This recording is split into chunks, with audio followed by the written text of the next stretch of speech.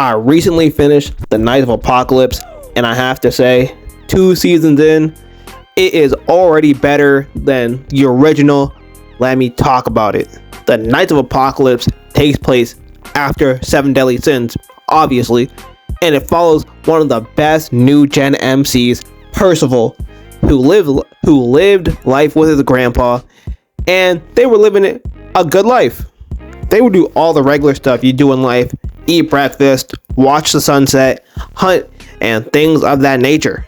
And then one day, his grandpa got crossed like Jesus, literally by one of Arthur's knights who came to kill Percival because he is part of some ancient prophecy that is about how 4 knights of the apocalypse are going to destroy the world.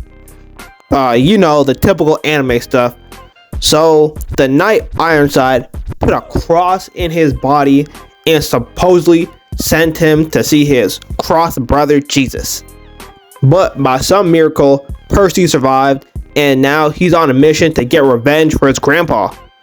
Moving on past all that, Percy leaves home and meets Sin, Donny, Nasien, and a girl's name I cannot pronounce, so that's up to you to find. What else? They almost get murked a couple times. They beat up some knights. And then the group finally gets to Leonis, and this is where the story really gets cooking, because now they're trying to find Meliodas and the other Knights of Apocalypse to stop Arthur, because the real prophecy is the 4 Knights of the Apocalypse are going to destroy Arthur's world, which we'll get to later on. Oh yeah, I might as well say that Arthur is trying to be, I'm not sure if I can say his name on YouTube, but he's trying to be the hitman, the one with the mustache, to all other races who are not human in this world. So that's kind of Arthur's whole plan. And since, Meliodas is a demon, and other people in this world have passed the holy war, Jesus Christ, I can't even talk. Since it's been years since the Holy War, all races have kind of intertwined and have been living peacefully. Jesus Christ, I can't talk. Have been living peacefully. So that is the main reason why they're trying to stop Arthur. While the group is in Leonis, they do the normal things tourists do. Go see the sights, get some food, things of that nature.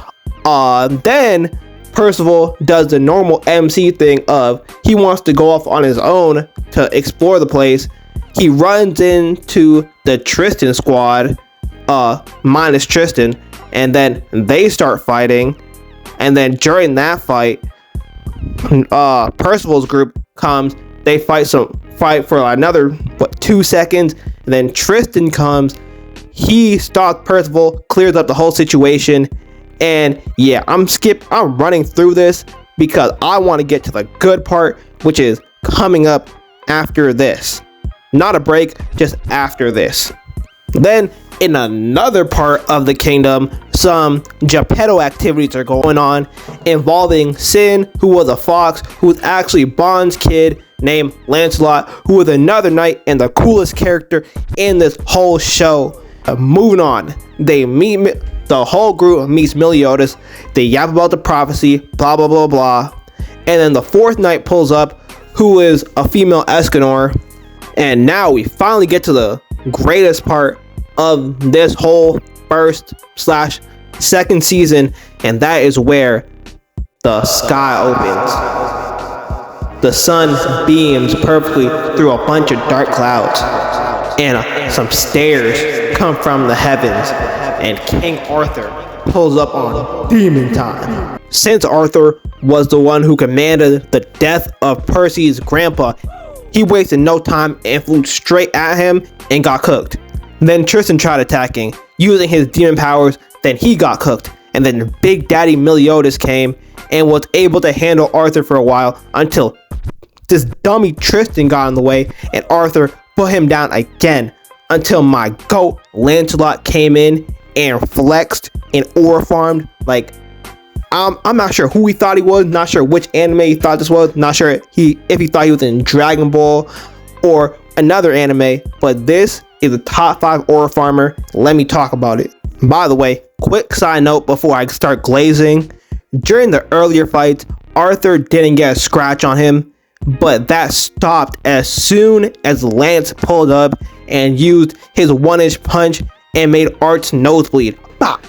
Then he speed blitzed Art and gave him back shots. Bah! Arthur wasn't going for it and tried to slash back.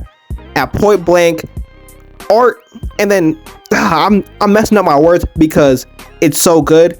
At point blank range, Arthur tried to do a big onigiri type slash, and then not sure if he was just aura farming or he just didn't care, but Lance didn't move any part of his body but his head. He just moved his head out the way and then just stared Arthur in his eyes like, you really tried that, big bro? Yeah, it's over. And to continue the farming, somehow, some way, Lance was able to pull out some of Art's teeth while he was getting attacked. Not sure how that's possible, but the way the show depicts it, good word, right? Depicts it, it's like Lance is just doing this by magic. And then Art started slashing again because he's trying to catch Lance to make sure that Lance can't embarrass him anymore. And with the power of something, not sure if it's God, the devil, not sure what it was, Lance jumped out of the way and dodged, and then somehow, some way, Arthur is on the floor and Lancelot is stepping on his chest and then just looking him in the eye like, that's all you got? This is a big bad? You're not scary, big bro. Like, I'm not even gonna lie to you. I'm just gonna leave it right there because you need to watch it. The clips I'm showing and how I'm describing it isn't even gonna do the actual fight the justice it deserves. So I'm just gonna start talking about the characters. So let's talk about the characters. I'm only going to go through 6 because most of them you already know. Some of them are filler, and I can only come up with enough to say for these 6. So we're gonna start off with Percy. You know what I'm saying, the regular naive main character that stands on business randomly. He's a weird kid because he can go from 0 to 100 like that. Also, his power is to make mini versions of himself that can heal and fight. The character is Lancelot. He is really cool and just aura farms. Every time things get bad and everyone is about to die, he just one-shots the enemy. He could have done this whole time. He didn't need no setup. He didn't need for special conditions. He could have done it the whole time and does it at the very last minute. His powers are aura farming and an attack that lets him use a sword to create a slash that never misses, and that is strong. He can also copy the way people fight. What else can he do? He can transform into a fox. He's just an overall cool character. Then there's Donny, Percival's friend, who is a failed knight and can make things float. Number 4 is Tristan. Meliodas is kid. He's a knight. Hates his dad like Boruto hates Naruto. Not really hate, but the type of hate where he wants to be just like his dad. His powers are angel stuff and demon stuff. Then we got Nasien, another one of Percy's friends who likes him in the rainbow type of way. His powers are being unaffected by poison and being able to make cures from the poison he drinks with his body. And then we got the big bad Arthur. He's the main bad guy. His goal is to make a perfect quote-unquote world for humans where no one dies, and the whole perfect world type thing where he expects the world just to be sunshine and rainbows because, you know what I'm saying, if you really think about it, he does kind of have a reason. Everybody you ever known is dead. Like his whole country dead, parents dead, so it's a perfect world is kind of a weird thing to want if you have all the power in the world, but you know, it is what it is. My opinion of the show is I really like 7 Deadly Sins, and this is a improvement for sure.